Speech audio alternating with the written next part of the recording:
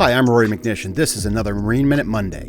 Things start to get really exciting around our shellfish hatcheries at this time of year.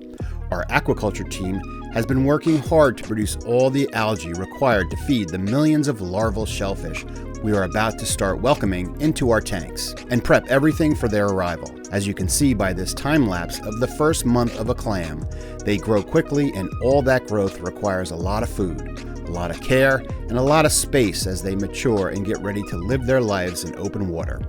Follow along every Thursday for our aquaculture takeovers to learn about all that goes into producing, caring for, and ultimately releasing all of these amazing filter feeders back to our bays.